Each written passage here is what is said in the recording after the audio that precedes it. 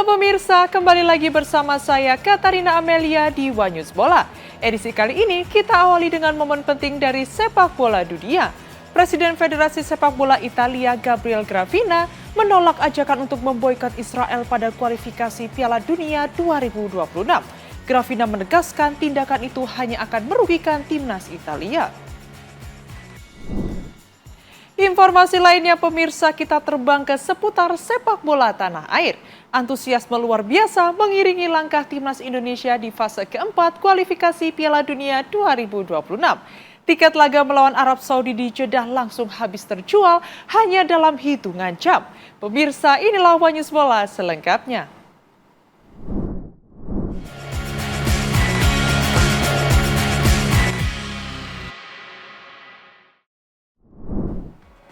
FIFA resmi mengizinkan Erick Thohir untuk tetap menjabat sebagai Ketua Umum PSSI. Meski kini juga dipercaya Presiden Prabowo sebagai Menpora. Lewat surat resmi pada 22 September 2025, FIFA menegaskan rangkap jabatan Erick tidak melanggar aturan.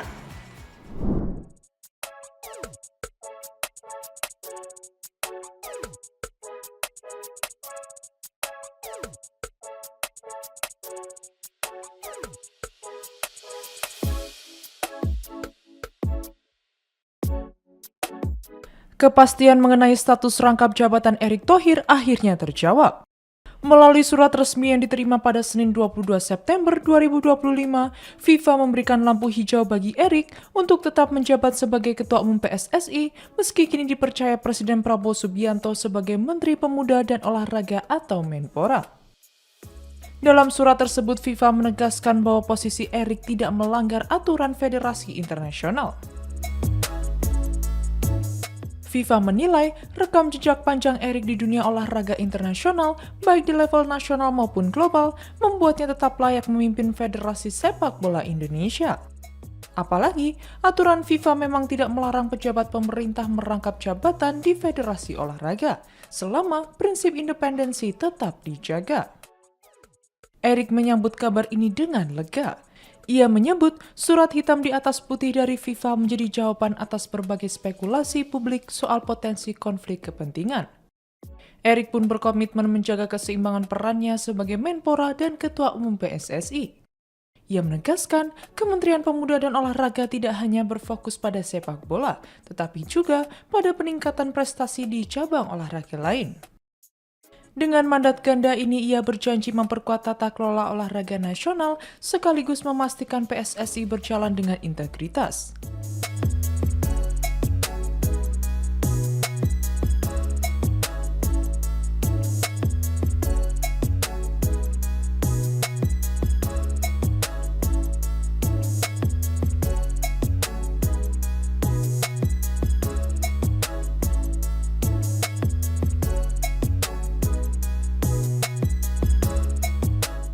Erick resmi dilantik sebagai Menpora pada 17 September 2025 menggantikan Dito Aryo Tejo.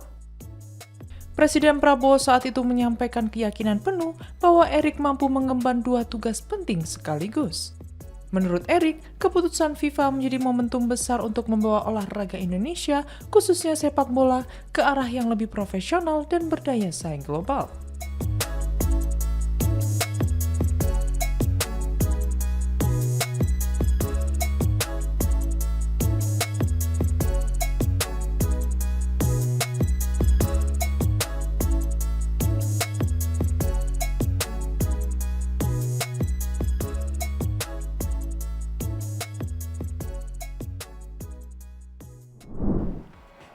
Antusiasme luar biasa mengiringi langkah timnas Indonesia di fase keempat kualifikasi Piala Dunia 2026. Tiket pertandingan melawan Arab Saudi di Jeddah langsung habis terjual hanya dalam hitungan jam. Meski harga termurahnya dibanderol sekitar Rp30.000.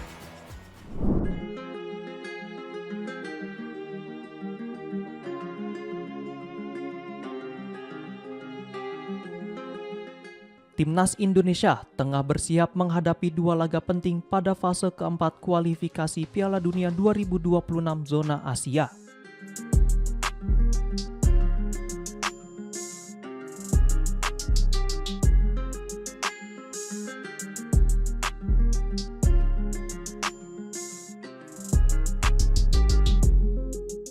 Skuad Garuda dijadwalkan menantang Arab Saudi pada 9 Oktober 2025, disusul menghadapi Irak pada 12 Oktober 2025.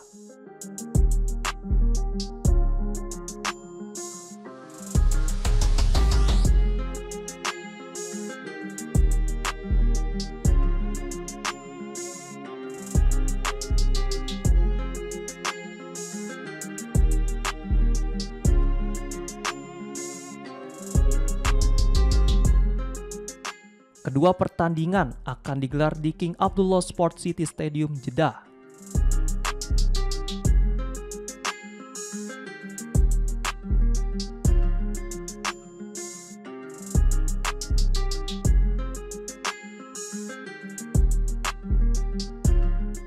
Menjelang duel tersebut, panitia penyelenggara mulai membuka penjualan tiket. Yang mengejutkan, harga tiket termurah hanya dipatok Rp6,95 atau sekitar Rp30.000.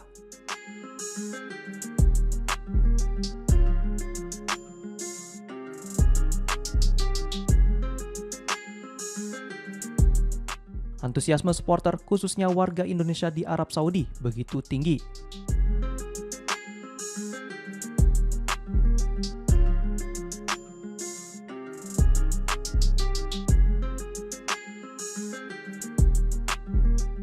Tiket laga kontra Arab Saudi bahkan ludes terjual hanya dalam hitungan jam.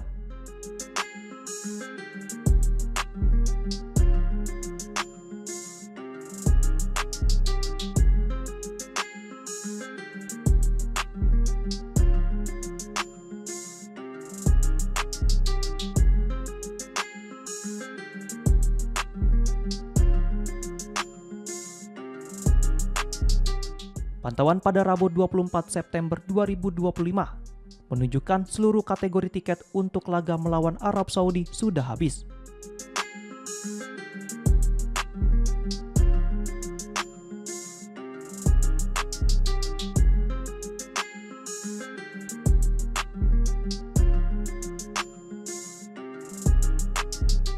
Sementara itu, tiket pertandingan menghadapi Irak masih tersedia dalam jumlah cukup banyak.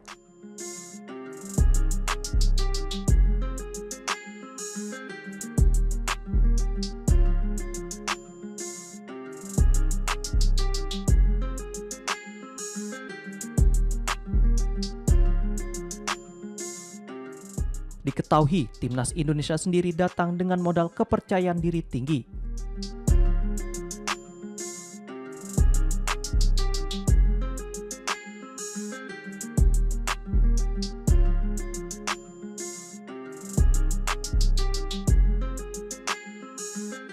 Pada putaran ketiga, Garuda sukses menahan imbang Arab Saudi 1-1 di Jeddah, lalu meraih kemenangan 2-0 atas The Green Falcons pada pertemuan berikutnya.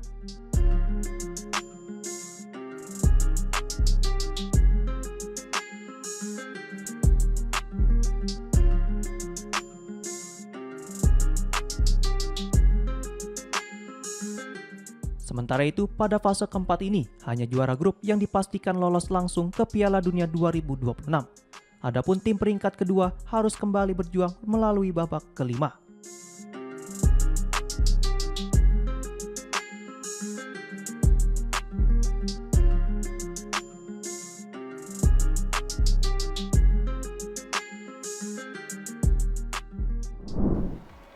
Presiden Federasi Sepak Bola Italia Gabriele Gravina menolak ajakan untuk memboikot Israel di kualifikasi Piala Dunia 2026. Gravina menegaskan langkah tersebut justru akan merugikan Italia karena Gli Azzurri bisa saja dinyatakan kalah WO.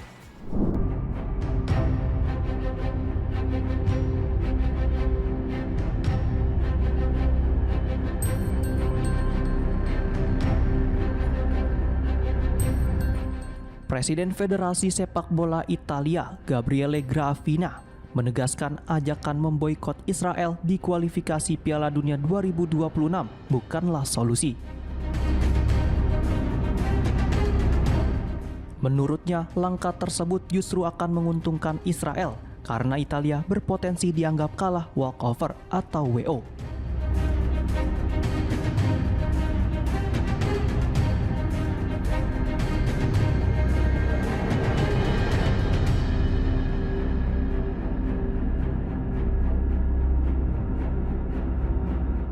Diketahui Israel saat ini berada dalam tekanan global, termasuk di dunia sepak bola. Menyusul serangan mereka ke Gaza yang memicu gelombang protes di berbagai negara, termasuk Italia.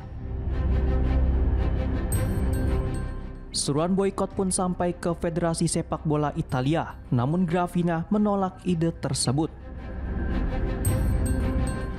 Italia sendiri tergabung bersama Israel di grup I kualifikasi Piala Dunia 2026. Pada pertemuan pertama, Gli Azzurri menang tipis 5-4 pada 8 September lalu.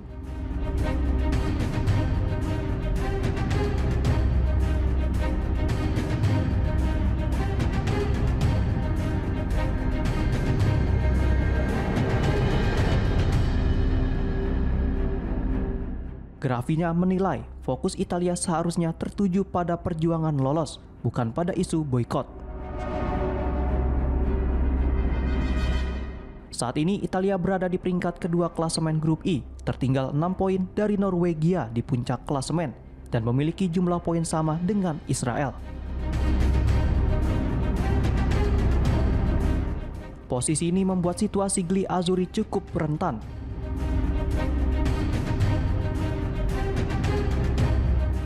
Untuk mengamankan tiket ke Piala Dunia 2026, Italia harus menyapu bersih kemenangan di sisa pertandingan sambil berharap Norwegia terpeleset.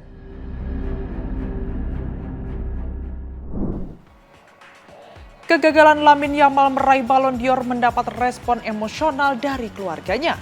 Ayahnya, Mounir Nasrowi, meyakini putranya adalah pemain terbaik dunia dan mengungkapkan kekecewaan mendalam atas hasil tersebut.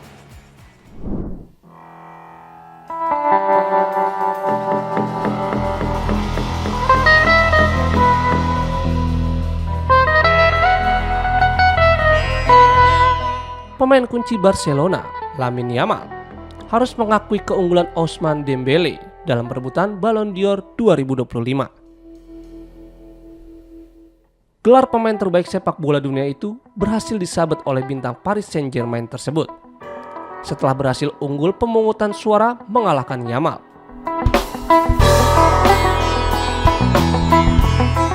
Sayangnya, kegagalan Yamal meraih Ballon d'Or itu mendapat respon emosional dari keluarganya. Ayahnya, Mounir Nasrowi, menyatakan keyakinannya bahwa putranya adalah pemain terbaik di dunia saat ini dan mengungkapkan kekecewaan mendalam atas hasil tersebut. Ia menyebut peristiwa itu sebagai kerusakan moral terbesar yang pernah dialami seseorang, meskipun tidak menyebut sebagai pencurian gelar. Nasrowi menegaskan bahwa penilaiannya bukan karena hubungan keluarga, melainkan berdasarkan kemampuan dan penampilan putranya di lapangan.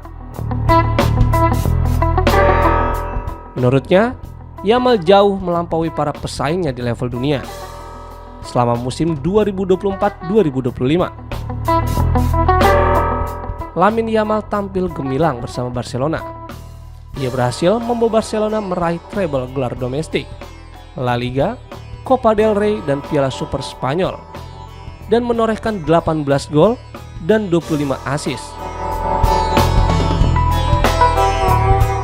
Sementara itu, peraih Ballon d'Or Ousmane Dembélé menunjukkan performa yang luar biasa bersama PSG dengan torehan 35 gol dan 16 assist. Membawa klubnya menjuri 4 gelar bergengsi, termasuk Ligue 1 dan Liga Champions.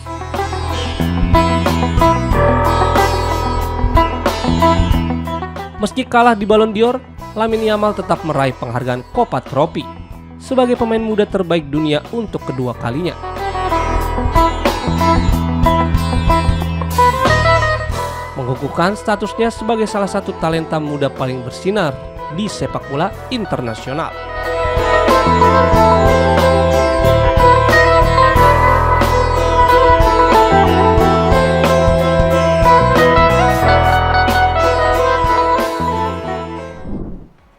Kiper Kiper asal Italia Gianluigi Donnarumma resmi menyabet Yashin Trophy 2025 dalam ajang penghargaan Ballon d'Or yang digelar di Paris. Penghargaan ini juga mengakhiri dominasi kiper Argentina Emiliano Martinez yang sebelumnya meraih gelar tersebut 2 tahun berturut-turut.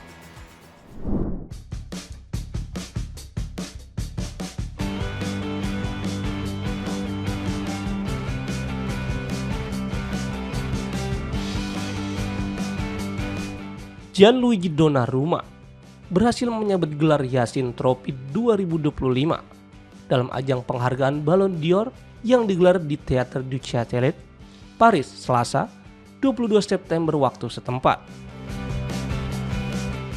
Gelar ini sekaligus menghentikan dominasi kiper Argentina Emiliano Martinez yang sebelumnya 2 kali berturut-turut meraih penghargaan tersebut pada 2023 dan 2024. Musim lalu Donnarumma dinilai tampil impresif bersama Paris Saint-Germain atau PSG. Ia menjadi pemain kunci dalam keberhasilan klub asal Prancis itu meraih 4 gelar atau quadruple, termasuk trofi Liga Champions. Pencapaian tersebut diraih sebelum kiper asal Italia itu resmi hijrah ke klub Manchester City. Dalam keterangannya yang dikutip dari Football Italia, Donnarumma menyampaikan bahwa penghargaan ini merupakan sebuah kehormatan besar baginya. Ia juga mengaku puas dengan performanya sepanjang musim lalu dan menilai pencapaian timnya sebagai sesuatu yang luar biasa.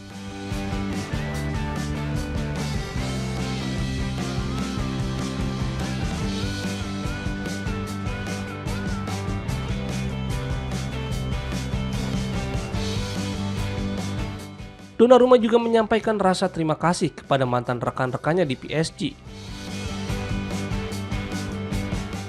Menurutnya, keberhasilan ini tidak lepas dari peran tim yang solid sepanjang musim. Ia menyebut bahwa perjalanan musim lalu sangat luar biasa dan penuh tantangan. Kini, bergabung dengan Manchester City, Donnarumma menyatakan dirinya tengah fokus menjalani petualangan baru di Inggris. Ini menjadi kali kedua Donnarumma meraih Yashin Trophy. Sebelumnya ia meraih penghargaan serupa pada tahun 2021. Dengan pencapaian ini, Donnarumma juga berhasil menyamai rekor Emiliano Martinez yang telah 2 kali menyabet trofi serupa.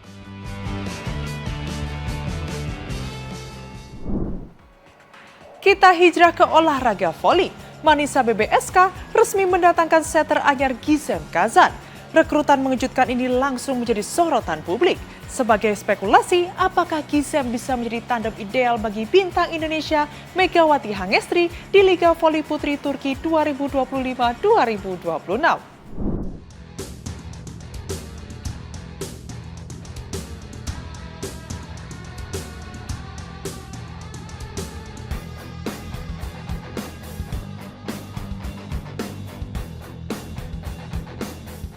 Manisa BBSK membuat kejutan di bursa transfer dengan merekrut setter anyar untuk menghadapi kompetisi kasta kedua Liga Voli Putri Turki musim 2025-2026. Klub yang diperkuat opposite timnas Indonesia Megawati Hangestri Pertiwi resmi memperkenalkan Gizem Kazan sebagai rekrutan terbaru.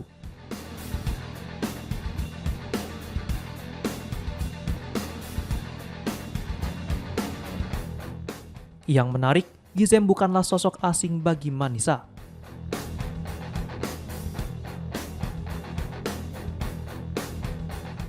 Dirinya merupakan istri pelatih kepala klub Gorkem Kazan.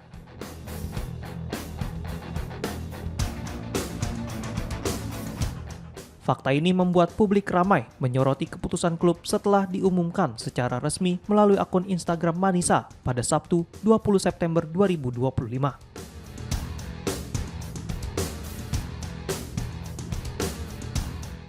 Gizem didatangkan untuk menggantikan Tazkiran yang memutuskan hengkang sebelum liga bergulir.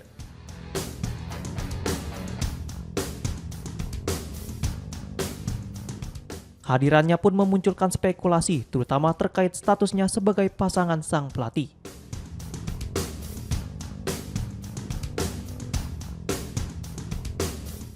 Di media sosial, sejumlah warganet memberikan selamat, namun tak sedikit pula yang menyinggung potensi konflik kepentingan.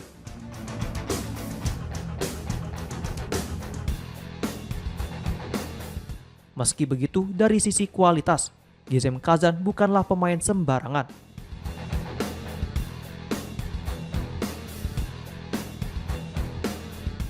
Dirinya berpengalaman membela sejumlah klub besar Turki seperti Bursa BBSK, Bursaspor Yüksekova, hingga Göztepe.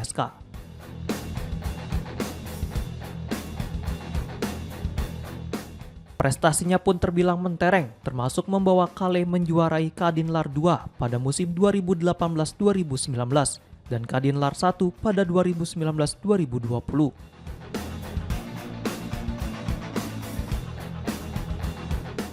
Dengan kedatangan Gizem, Manisa Bebeska kini memiliki dua opsi di posisi setter, yakni dirinya dan Doigu Guncu.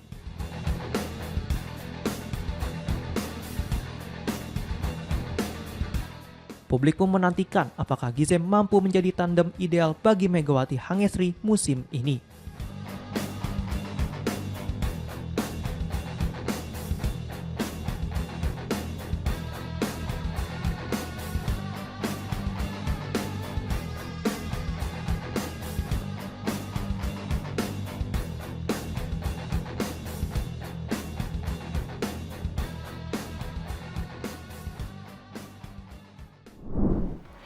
Demikian informasi yang dapat kami sampaikan pemirsa. Terima kasih telah bergabung bersama kami.